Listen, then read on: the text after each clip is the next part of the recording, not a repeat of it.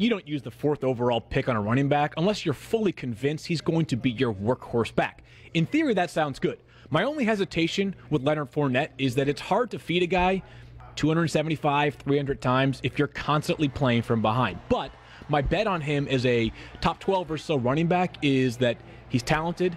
They're going to be better on defense. They won't be playing from behind so consistently. And that if you look at other running backs that are behind him, they have just as many question marks as where we're at Leonard Fournette. I think he's going to get a good number of touches, but I agree with you, Field. I do think there's a concern here about how much he can do as a runner, and I don't know how much he's going to contribute as a receiver.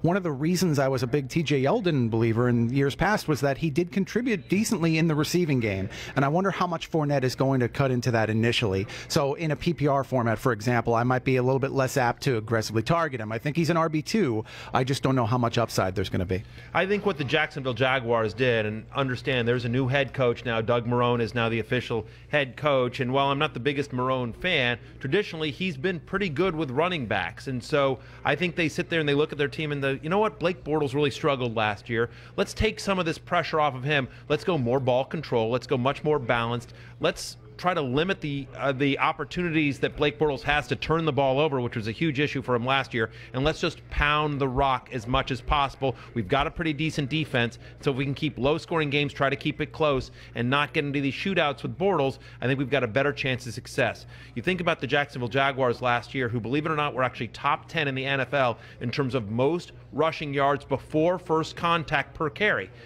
They can actually block. Ivory was a little bit ineffective last year, so for me, Fournette, I understand. I think he will be limited in the passing game, at least initially, until they learn what they have in Fournette. But I think just based on the workload and the volume that he gets, and then you sort of look at all the other running backs around him when you're drafting, for me, I think he's an RB2, even in a PPR format. As a side note, Blake Bortles really struggled last year is the nicest thing you've ever said about him. Factually correct.